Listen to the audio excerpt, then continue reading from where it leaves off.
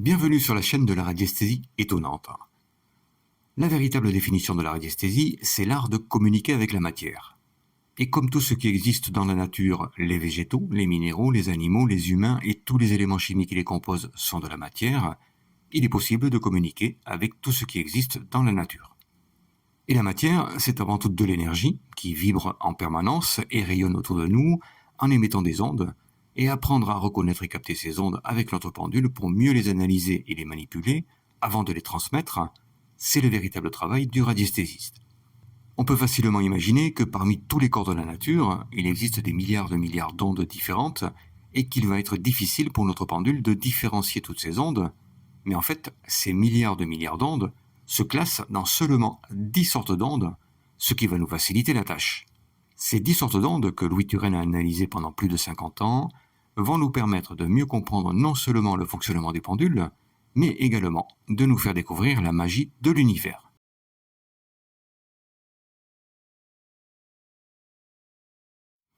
Les ondes magnétiques, ce sont les ondes que la plupart des radiesthésistes utilisent le plus souvent. Et le plus facile pour bien comprendre les ondes magnétiques, c'est de travailler sur un aimant. Si on lance le pendule au-dessus de l'aimant, au-dessus du pôle positif de l'aimant, il gire à droite. Au-dessus du pôle négatif, il gire à gauche. Et au milieu de l'aimant, il oscille perpendiculairement aux deux pôles de l'aimant. Avec ce simple exercice, on vient de découvrir 3 types d'ondes différentes, des ondes magnétiques positives, et notre pendule nous les indique en girant à droite, des ondes magnétiques négatives, et notre pendule nous les indique en girant à gauche, et des ondes magnétiques positives et négatives à la fois, et notre pendule nous les indique en oscillant dans une direction précise. Et l'avantage de la radiesthésie physique, c'est que tout le monde, sans exception, va pouvoir réaliser les exercices en ayant exactement les mêmes résultats, et ce, quelle que soit la convention qu'on aura établie avec son pendule.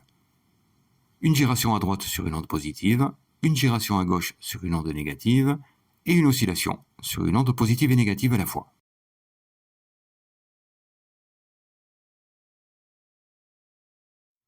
On vient de travailler sur un aimant droit pour comprendre plus facilement le fonctionnement des ondes magnétiques que notre pendule va capter. Mais il faut savoir que tout ce qui existe dans la nature émet des ondes magnétiques, les éléments chimiques, les minéraux, les végétaux, les humains, et bien sûr les couleurs avec lesquelles on va beaucoup travailler. Et justement, on va faire un exercice avec 3 couleurs, rouge, vert et bleu. Ces 3 couleurs émettent la totalité des ondes magnétiques, comme l'aimant droit, et si on lance le pendule sur chacune des couleurs, sur la couleur rouge, il gire à droite, et on vient de le voir, s'il gire à droite, c'est parce qu'il a capté une onde magnétique positive, et on en déduit que la couleur rouge émet naturellement une onde magnétique positive. Sur la couleur bleue, il gire à gauche, et s'il gire à gauche, c'est parce qu'il a capté l'onde magnétique négative que la couleur bleue émet naturellement.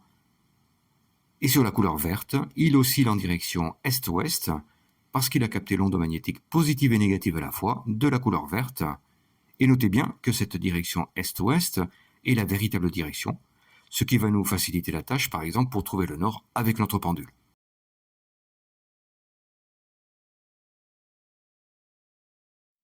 Après les 3 premières ondes magnétiques, on va découvrir 3 nouvelles ondes, des ondes électriques cette fois, et c'est là que les choses vont se compliquer pour la majorité d'entre nous. Remarquez que ce premier exercice, on vient de le réaliser en lançant le pendule à environ 10 cm maximum au-dessus des couleurs, et toute cette zone de 10 cm au-dessus des couleurs, c'est la zone magnétique dans laquelle les ondes se diffusent horizontalement. Si on lève le pendule au-dessus de cette zone magnétique, on se trouve cette fois dans la zone électrique, qui est beaucoup plus étendue, et les ondes ici se diffusent verticalement. Si on lance le pendule au-dessus de la couleur rouge, dans la zone magnétique, il gire à droite comme on l'a vu, parce que le pendule capte facilement l'onde magnétique positive de la couleur rouge. Mais si on lève le pendule pour le placer dans la zone électrique, il change de direction et recommence à osciller dans la direction où on l'a lancé, signe qu'il ne capte plus aucune onde. Sur la couleur bleue, il gire à gauche, dans la zone magnétique, comme tout à l'heure, et si on lève le pendule pour le placer dans la zone électrique, il ne capte plus aucune onde non plus. Et sur la couleur verte, il oscille en direction est-ouest dans la zone magnétique, et dans la zone électrique, il ne capte plus aucune onde non plus. Alors pourquoi le pendule ne capte aucune onde dans la zone électrique? Parce que ce pendule, en éteint, est tout simplement incapable de capter les ondes électriques. On va refaire ce même exercice, mais cette fois avec un pendule adapté, c'est-à-dire capable de capter les ondes électriques, mais également la totalité des ondes naturelles. On va utiliser ce nouveau pendule qui est encore à l'état de prototype et qui a demandé de longs mois de recherche, mais déjà ce pendule émet la totalité des ondes électromagnétiques et il va donc être capable de capter la totalité des ondes naturelles avec une facilité étonnante. Sur la couleur rouge, dans la zone magnétique, il gire à droite. Dans la zone électrique, il change de direction et gire cette fois à gauche, ce qui indique qu'il vient de capter une onde négative. Et comme on se trouve cette fois dans la zone électrique, il s'agit d'une onde électrique négative. Sur la couleur bleue, dans la zone magnétique, il gire à gauche. Dans la zone électrique, il gire cette fois à droite, ce qui indique qu'il vient de capter une onde électrique positive. Et pour finir sur la couleur verte, dans la zone magnétique, il oscille en direction est-ouest. Dans la zone électrique, il oscille également en direction est-ouest, ce qui indique qu'il vient de capter une onde électrique positive et négative. Et on en déduit que la couleur rouge émet une onde magnétique positive et une onde électrique négative, la couleur bleue émet une onde magnétique négative et une onde électrique positive, et la couleur verte émet une onde magnétique positive et négative à la fois, et une onde électrique positive et négative à la fois. Et finalement, avec ces trois seules couleurs, on a déjà découvert 3 ondes magnétiques et 3 ondes électriques, c'est-à-dire les 6 premières ondes parmi les 10 sortes d'ondes existantes. Et vous remarquerez que le pendule a effectué tous ces mouvements de façon parfaitement naturelle et qu'on ne lui a encore posé aucune question. Et c'est vraisemblablement la plus grande différence entre la radiesthésie classique avec laquelle on fait une convention avec le pendule, une convention qui sera différente pour chacun, et la radiesthésie physique avec laquelle on ne fait aucune convention et dont les résultats seront identiques pour tout le monde. Alors pourquoi les choses vont se compliquer pour la majorité d'entre nous à ce stade ? Eh bien, comme on l'a vu avec le pendule en éteint, la majorité des pendules sont incapables de capter les ondes électriques et, à plus forte raison, le reste des ondes qui sont pourtant totalement naturelles. On va voir pourquoi exactement dans un prochain chapitre qui sera consacré aux pendules émetteurs et récepteurs, mais dès à présent, si votre pendule n'est pas adapté et si vous ne souhaitez pas en changer, vous pouvez oublier directement la radiesthésie physique ou alors faire l'impasse sur 70% des informations qui vont suivre. La radiesthésie physique ne peut se pratiquer qu'avec un pendule adapté, c'est-à-dire capable de capter la totalité des ondes naturelles.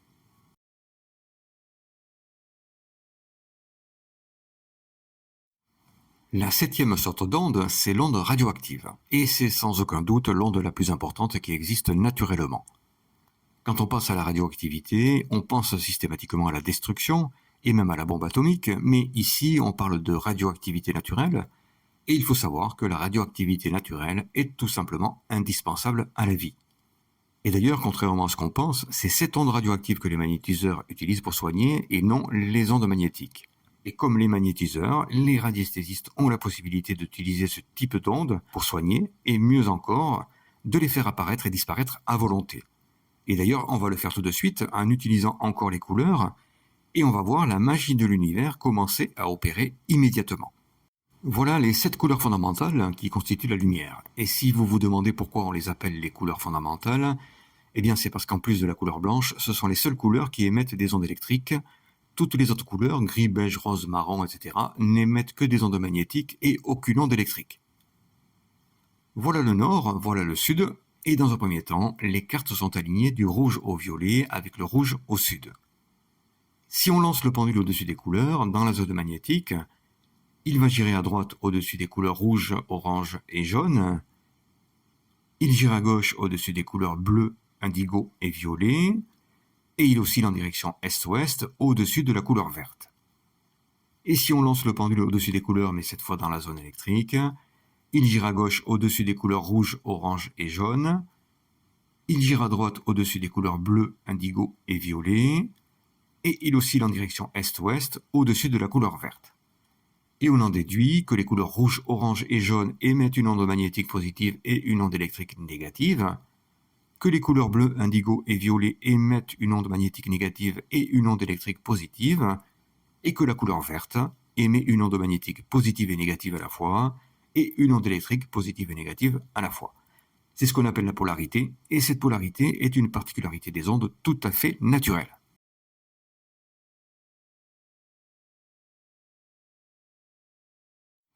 Maintenant, on va véritablement découvrir la magie de l'univers simplement en plaçant les couleurs dans le même ordre, mais cette fois avec le rouge au nord. Si on lance le pendule au-dessus de la couleur jaune, par exemple, il oscille en direction est-ouest, il gira à droite, il oscille en direction nord-sud, il gira à gauche, il s'arrête. Cette fois, le pendule n'a pas giré à droite au-dessus de la couleur jaune, mais a effectué toute une série de mouvements entre oscillation et giration, ce qu'on nomme une série, et la série de la couleur jaune, c'est 4. Alors, qu'est-ce qui s'est passé exactement? Eh bien, le simple fait de positionner les couleurs dans l'ordre, avec le rouge au nord, permet à la couleur verte, au centre des couleurs, d'émettre une nouvelle onde radioactive dans cette direction nord-sud. Et chaque fois qu'un corps est positionné le long de cette onde, ici c'est une couleur, mais ça pourrait aussi bien être un élément chimique, un minéral, un végétal ou même un humain ou un animal, chacun de ces corps va littéralement se désintégrer et émettre à ce moment une onde très particulière qui va nous permettre de découvrir l'essence même de ses propriétés, sa véritable énergie primordiale, ou ce qu'on appelle plus couramment son énergie vitale.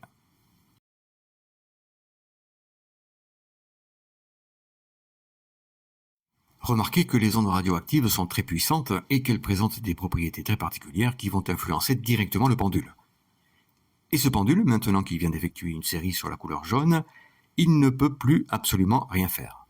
Il est devenu totalement inutilisable parce qu'il est totalement saturé de cette onde radioactive. Et si on le lance au-dessus de n'importe quelle autre couleur, il continue d'osciller en mode recherche parce qu'il ne capte plus aucune onde. Pour qu'il fonctionne à nouveau, il va falloir le désaturer, et pour ça, rien de plus simple. Soit on le fait girer volontairement vers la gauche, de préférence, soit on le pose quelques secondes sur le plan de travail, et maintenant, en le lançant sur une couleur, la rouge par exemple, il gire à nouveau, preuve qu'il a capté l'onde naturelle de la couleur rouge. Remarquez que s'il a giré sur cette couleur, c'est parce que la couleur rouge est en dehors de la zone radioactive, et d'ailleurs maintenant qu'il manque une couleur à cette zone, l'onde radioactive créée par la couleur verte tout à l'heure a complètement disparu, et toutes les cartes ont retrouvé leur polarité. Et si on replace la carte de couleur rouge à sa place, l'onde radioactive réapparaît, et le pendule recommence une nouvelle série sur une couleur.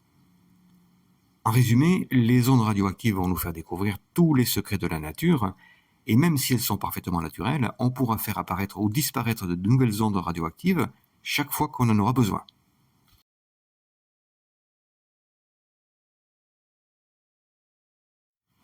Avant de découvrir les 3 dernières ondes, on va parler brièvement d'un instrument qu'on utilise couramment en radiesthésie physique et qu'on appelle tout simplement une antenne. Voilà l'antenne en question, c'est un support sur lequel on trouve 2 aiguilles aimantées qui peuvent pivoter dans toutes les positions, mais en fait il n'y a que 2 positions qui nous intéressent, la position horizontale et la position verticale. Cette antenne va nous servir à capter le type d'onde qui nous intéresse en ignorant royalement toutes celles qui ne nous intéressent pas, et pour résumer, nous éviter de nous concentrer sur une onde en particulier et d'attraper un bon mal de tête. Quand on fait une recherche en radiesthésie traditionnelle, on se concentre sur l'objet de nos recherches, on l'imagine et on se concentre sur cet objet pendant toute la durée de la recherche, c'est-à-dire pendant de longues et parfois de très longues minutes. En radiesthésie physique, on ne se prend pas la tête, littéralement, et plutôt que d'avoir à imaginer quelque chose, on préfère utiliser des témoins, et des témoins en radiesthésie physique, il y en a pour tous les goûts.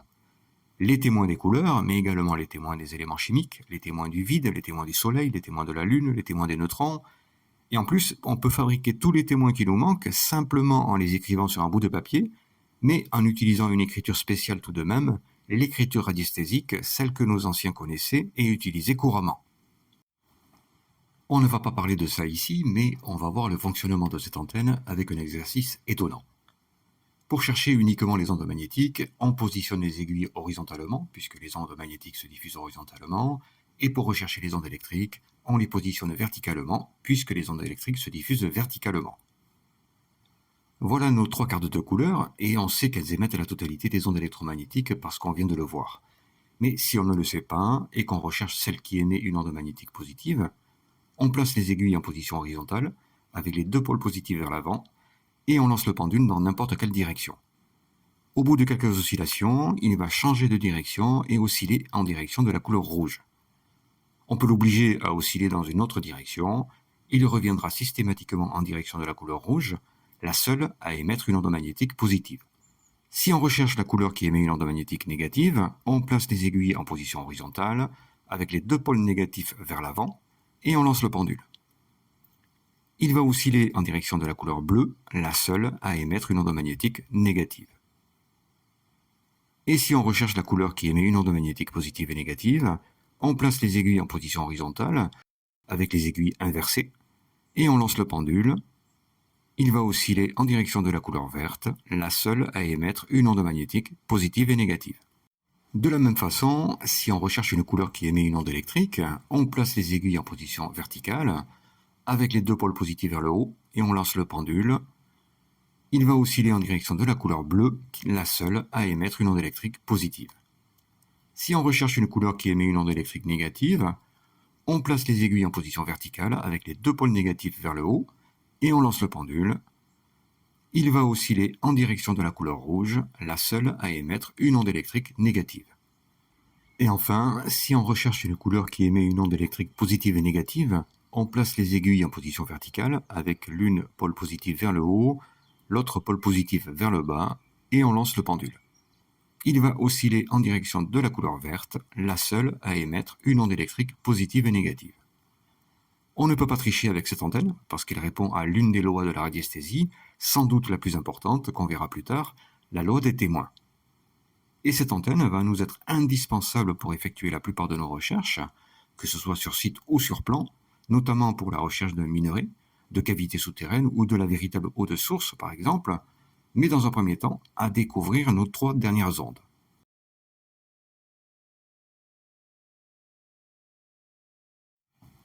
Les 3 dernières ondes sont les ondes les plus étonnantes, les plus complexes également, et on va les voir en détail beaucoup plus tard. Pour l'instant, tout ce qu'on a besoin de savoir, c'est leur nom, leur fonction, et surtout comment on peut les capter avec notre pendule. Ces 3 ondes, ce sont les infraondes, les ultraondes et les ondes de Turenne.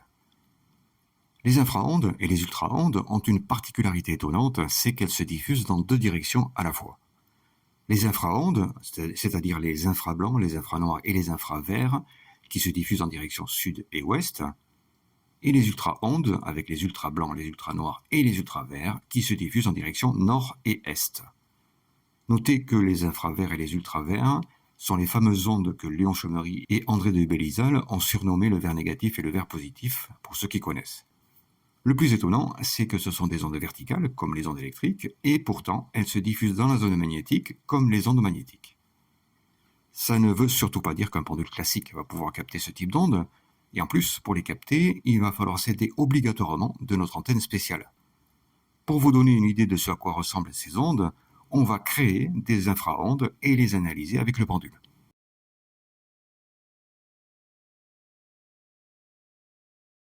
Voilà 2 tubes, et si on les dispose l'un à face de l'autre en direction nord-sud et qu'on lance le pendule au milieu des deux, il oscille de l'un à l'autre parce que, comme on le verra plus tard, les 2 tubes identiques créent une onde de résonance.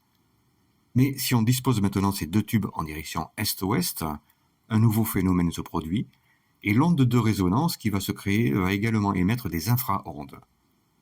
Pour capter les infraondes, on positionne les aiguilles aimantées en croix. L'une pôle positif vers le haut, l'autre pôle positif vers l'avant.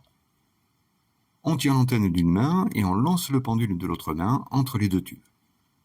Cette fois, le pendule n'oscille plus entre les 2 tubes, mais change d'orientation et oscille dans plusieurs directions entre sud et sud-ouest. Et il va le faire continuellement, tout simplement parce qu'il a capté des infraondes. Si on recherche des infraverts par exemple, il suffit d'utiliser une autre des lois qu'on va découvrir plus tard, la loi des témoins, et prendre en main une simple carte de couleur verte. Cette fois, le pendule oscille uniquement en direction du sud, parce qu'il a capté cette onde qu'on appelle l'infravert, et il faut le savoir, qui est toujours bénéfique pour la santé. Et si on recherche des infranoirs, on va passer une carte de couleur noire dans la main, pour nous servir de témoin, et cette fois, le pendule oscille en direction de l'ouest. Et si on recherche des infrablancs, on va placer une carte de couleur blanche dans la main pour nous servir de témoin, et cette fois, le pendule oscille en direction du sud-ouest. Et pour rechercher des ultra-ondes, on fera la même chose, mais en plaçant les aiguilles en croix, avec l'une pôle positif vers le bas, cette fois, l'autre pôle positif vers l'arrière. Et on peut relancer le pendule au-dessus de l'onde de résonance, mais ici, cette onde de résonance n'émet aucune ultra-onde, et notre pendule ne captera rien. Voilà le principe de ces ondes très particulières, et voilà également comment on peut très facilement créer une zone d'infravert, par exemple, des ondes qui sont entièrement bénéfiques pour la santé, simplement en positionnant correctement deux tubes dans la bonne direction.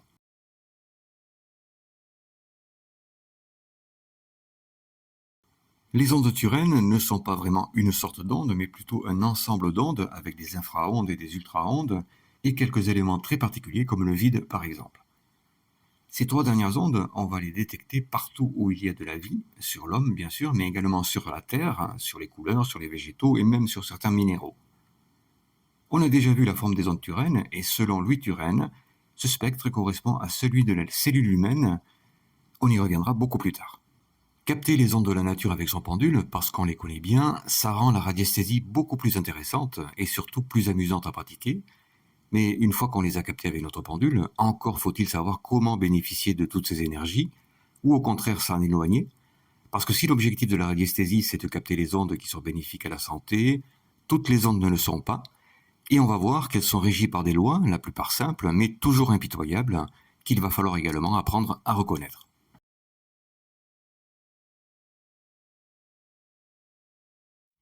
Voilà notre tube familier, on le place debout et on lance le pendule au-dessus de lui. Le pendule oscille en direction est-ouest parce qu'il a capté une onde positive et négative, et on a vu que la caractéristique d'une onde positive et négative, c'est qu'elle se diffuse en direction est-ouest. En fait, un tube est constitué d'une multitude de cercles, et la particularité de tous les cercles, c'est d'émettre une onde à partir de leur centre, et cette onde va être amplifiée par la succession de cercles qui constituent le tube, et au final, notre pendule la capte très facilement. Voilà un deuxième tube qu'on place face au premier, et on relance le pendule. Cette fois, le pendule n'oscille plus en direction est-ouest, il oscille en direction de l'autre tube. Il vient de capter une nouvelle onde qui est plus puissante que la première, et il la suit tout naturellement. Et pour montrer la puissance de cette onde, on peut déplacer l'un des deux tubes, et le pendule va changer de direction et toujours osciller en direction de l'autre, et ce, quelle que soit la distance qui va ensuite les séparer. Cette nouvelle onde, c'est une onde de résonance très puissante, et elle se crée chaque fois que deux corps identiques sont à proximité. C'est ce que Louis Turenne appelait la loi des semblables, et qu'on appelle aujourd'hui la loi de résonance. Cette loi des semblables est l'une des lois les plus importantes en radiesthésie, parce que c'est cette loi qui va nous permettre de retrouver n'importe quel corps, où qu'il soit dans la nature.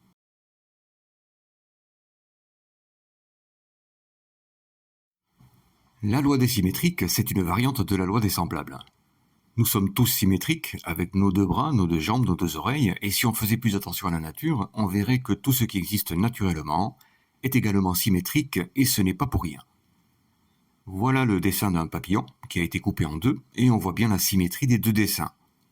Si on lance le pendule entre les deux images, il oscille dans son mode recherche parce qu'il ne capte aucune onde. Normal, les deux dessins ne sont pas semblables, mais bien symétriques, et notre pendule ne peut pas capter ces ondes naturellement. Pour l'aider à capter les ondes symétriques, il va falloir s'équiper de notre antenne spéciale et positionner les aiguilles horizontalement ou verticalement, selon le type électromagnétique qu'on cherche, mais également en position inverse, c'est-à-dire un pôle positif vers l'avant, l'autre pôle positif vers l'arrière, comme pour chercher des ondes magnétiques positives et négatives. Ou alors, un pôle positif vers le haut, l'autre pôle positif vers le bas, comme pour chercher des ondes électriques positives et négatives. Et cette fois, si on lance le pendule au-dessus de l'un des deux dessins, il oscille en direction de l'autre, il a capté l'onde symétrique qui vient de se créer entre les deux dessins. On utilise la loi des symétriques lorsque la loi des semblables ne s'applique pas ou lorsqu'on effectue des recherches en face d'un miroir par exemple, et c'est également la base de l'écriture radiesthésique.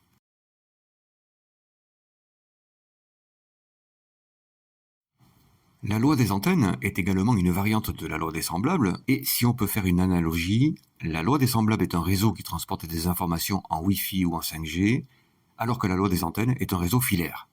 N'importe quel morceau de bois, de n'importe quelle taille, un arbre, une branche, un pic à brochette ou même une allumette, n'importe quelle forme allongée devient littéralement une antenne qui va pouvoir transporter n'importe quel type d'onde, mais cette fois sur une longueur plus courte, celle de l'antenne. Voilà un simple trait dessiné sur une feuille, et si on lance le pendule au-dessus du trait, il oscille parallèlement au trait sur toute la longueur du trait. Il a donc capté une onde magnétique positive et négative et l'a su naturellement, et au-delà du trait, il ne capte plus rien. L'onde magnétique se propage uniquement sur toute la longueur du trait. Si on pose une carte de couleur sur le trait et qu'on lance à nouveau le pendule sur le trait, il n'oscille plus parallèlement au trait comme tout à l'heure, mais perpendiculairement au trait. Ce simple mouvement du pendule nous indique que l'onde de la couleur rouge se propage sur le trait, et c'est cette onde que le pendule est en train de capter. Donc un simple trait devient une antenne capable de transporter des ondes sur une longueur qui correspond à la longueur du trait. On se sert de la loi des antennes lorsqu'on a besoin de transporter une onde dans une direction précise, et ces applications sont nombreuses, notamment dans la recherche sur plan.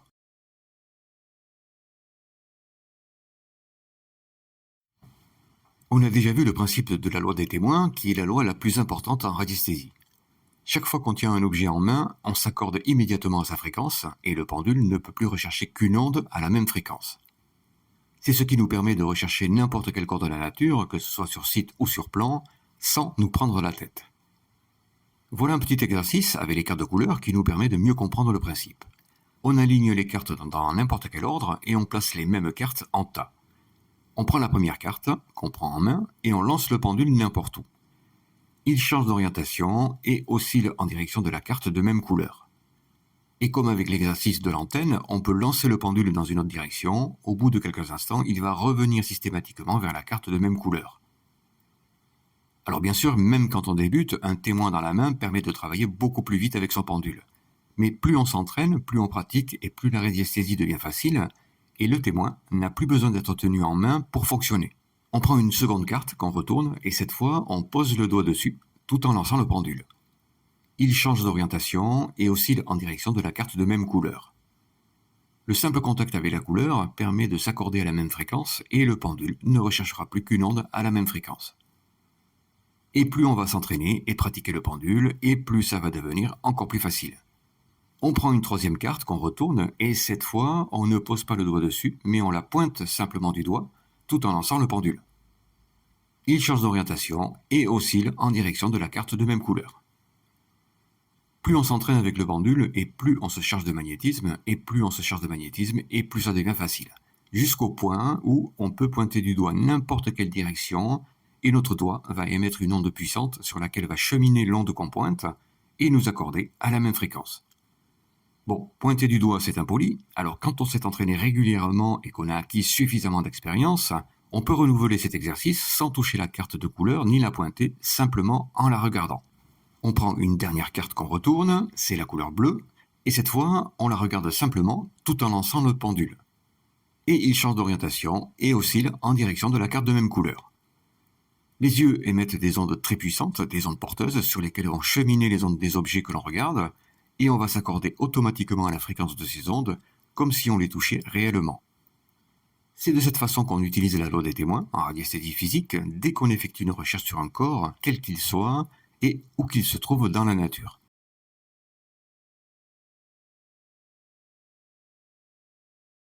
Voilà une carte de couleur rouge, et on la laisse sur le plan de travail pendant 1 minute environ. Pendant ce temps, on peut lancer le pendule au-dessus pour analyser les ondes que la couleur rouge émet naturellement. Dans la zone magnétique, le pendule gire à droite, parce que la couleur rouge émet une onde magnétique positive. Dans la zone électrique, le pendule gire à gauche, parce que la couleur rouge émet une onde électrique négative. Tout ça, on l'a déjà vu. Maintenant, on enlève la couleur et on lance à nouveau le pendule au-dessus de son ancienne position. Dans la zone magnétique, le pendule gire à droite, et même si la couleur rouge n'y est plus, la rémanence de son onde persiste et elle va durer plus ou moins longtemps. Dans la zone électrique, le pendule oscille dans son mode recherche, il ne capte pas la rémanence de l'onde de la couleur rouge, tout simplement parce que seules les ondes magnétiques provoquent de la rémanence et jamais les ondes électriques. C'est d'ailleurs pour cette raison que chaque fois qu'on réalise un exercice en radiesthésie, il faut toujours patienter quelques instants avant d'en faire un autre, sous peine de capter la rémanence de l'onde précédente et fausser les résultats. Et c'est également pour cette raison que les radiesthésistes ne seront jamais riches. Parce que tous ceux qui recherchent de l'or, par exemple, vont effectivement capter les ondes magnétiques de l'or, mais en fait, ils capteront le plus souvent la rémanence de l'onde de l'or, qui lui-même aura déjà disparu depuis longtemps. Par contre, quand on sait que l'or émet également une onde électrique positive et négative, si un radiesthésiste retrouve cette onde sur plan ou sur site, il peut être certain d'avoir trouvé le bon filon, puisque l'onde électrique ne laisse jamais de rémanence, Et s'il trouve encore cette onde électrique, c'est tout simplement parce que l'or est encore présent.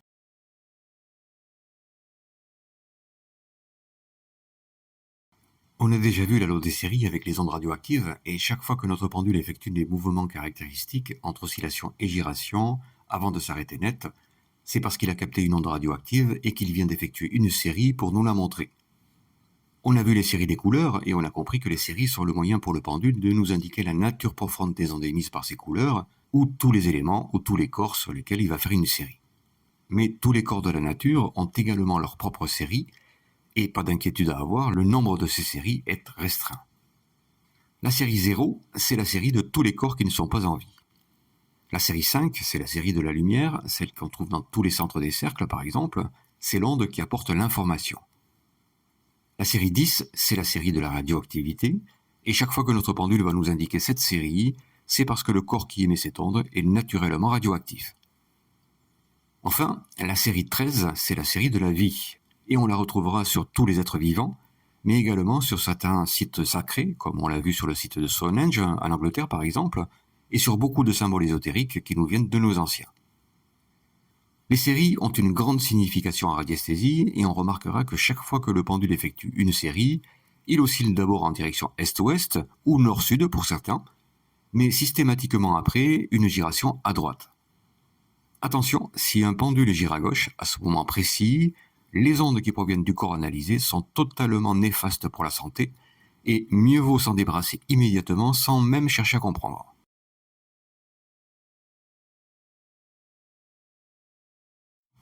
Toutes les ondes de la nature se différencient par leur hauteur et leur longueur d'onde, et on a vu que la loi des semblables s'applique lorsque deux corps identiques sont à proximité. Mais on verra plus tard que la loi des semblables s'applique également à deux corps qui ont la même longueur d'onde ou la même hauteur d'onde, même s'ils sont physiquement différents. Voilà deux tubes en verre, vides tous les deux. Si on lance le pendule au-dessus du premier tube, il oscille en direction de l'autre. Normal, ils ont la même forme et donc la même hauteur d'onde et la même longueur d'onde. La loi des semblables s'applique immédiatement à nos deux corps, et une onde de résonance se crée entre les deux, ce qu'on appelle une onde primaire. Et si on promène le pendule le long de cette onde primaire, au milieu des deux tubes, il se crée une nouvelle onde qui cette fois se propage perpendiculairement aux deux tubes. Cette nouvelle onde, qu'on appelle une onde secondaire, se crée juste au milieu des deux tubes parce que le dynamisme des ondes en présence est strictement identique. Voilà les deux mêmes tubes, l'un est toujours vide mais l'autre est rempli d'eau. Et si on lance le pendule au-dessus du premier tube, il oscille en direction de l'autre, normal, ils ont toujours la même forme, et donc la même hauteur d'onde, même si leurs longueurs d'onde sont certainement différentes. La loi des semblables s'applique également ici, et une onde de résonance se crée entre les deux. Et si on va directement au centre de cette onde, entre les deux tubes, cette fois le pendule n'oscille plus perpendiculairement aux deux tubes, parce que cette onde s'est tout simplement déplacée, ce qui veut dire que l'un des deux tubes émet une onde plus dynamique que l'autre, qui va repousser cette onde naturellement. On pourrait facilement imaginer que c'est le tube qui est rempli d'eau qui a l'onde la plus dynamique, et qui va repousser l'onde la moins dynamique du tube vide, et si on rapproche le pendule du tube vide pour capter l'onde secondaire, on s'aperçoit qu'il ne capte rien. Si on se rapproche par contre du tube rempli d'eau, à un moment donné, le pendule oscille perpendiculairement à l'onde primaire, il vient de capter l'onde secondaire. C'est donc le tube vide qui a émis l'onde la plus dynamique et qui a repoussé l'onde du tube plein, qui est moins dynamique, simplement parce que la loi du dynamisme n'est pas une loi de masse, mais une loi de surface, et plus on trouve de surface, et donc moins on a de matière, et plus l'onde sera dynamique. C'est la loi du dynamisme qu'on peut utiliser dans l'agriculture pour déterminer les meilleurs lots de graines par exemple, ou dans de nombreux domaines professionnels, mais c'est également cette loi qui permet de déterminer avec précision les dosages homéopathiques très utiles pour la santé.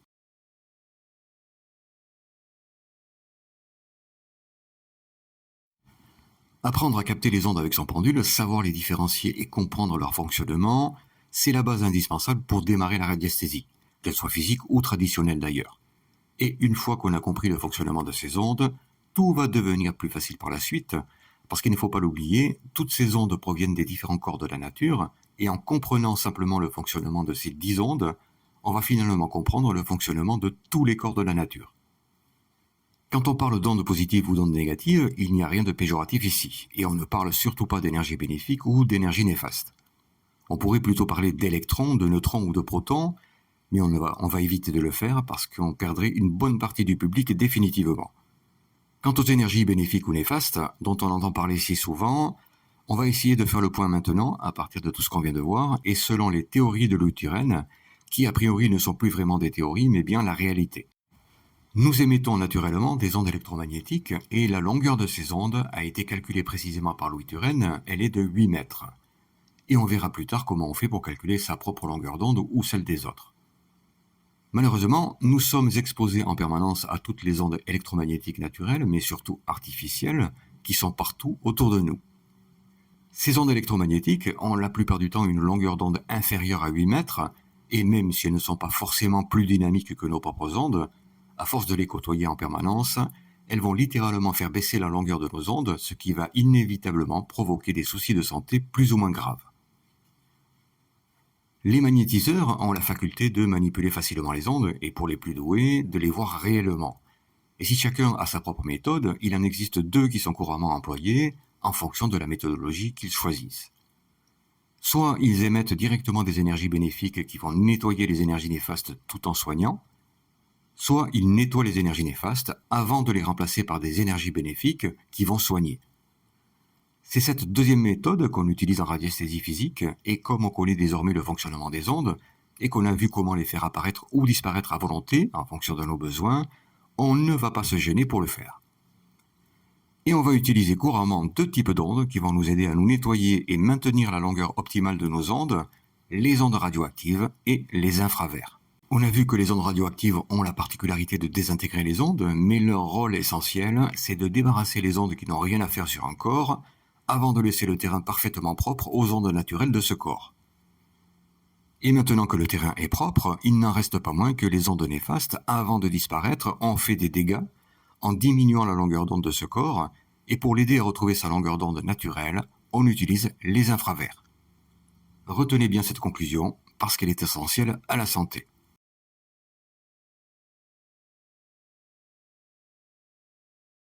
Bon, si vous avez toujours pensé que la radiesthésie, ça consistait à acheter un pendule, lire un ou deux livres, regarder quelques vidéos et vous mettre immédiatement à faire des recherches ou soigner les gens, vous avez sans doute compris que c'est quand même plus compliqué que ça. Apprendre, comprendre, s'entraîner, pratiquer, se tromper et recommencer encore, telle est la règle, en radiesthésie comme dans tous les domaines d'ailleurs. Ceci dit, la progression en radiesthésie est inévitable parce qu'elle dépend uniquement de notre faculté à nous charger de magnétisme, et plus on se charge de magnétisme, et plus le pendule réagit vite, plus il réagit vite et plus il nous donne envie de nous entraîner davantage, et ainsi de suite dans un cycle sans fin. L'avantage de la radiesthésie physique, c'est qu'il existe une véritable méthodologie d'apprentissage et de recherche que Louis Turenne a créée il y a un siècle et que tout le monde peut utiliser encore aujourd'hui avec exactement les mêmes résultats. Et ici, personne ne pourra dire que ça ne fonctionne pas chez lui, tout simplement parce que cette méthodologie est basée sur les lois de la physique et tout le monde, sans exception, est soumis aux mêmes lois. La plupart d'entre nous vont se satisfaire de cette première approche de la radiesthésie physique et commencer à s'entraîner sérieusement en sachant que cette méthodologie a fait ses preuves.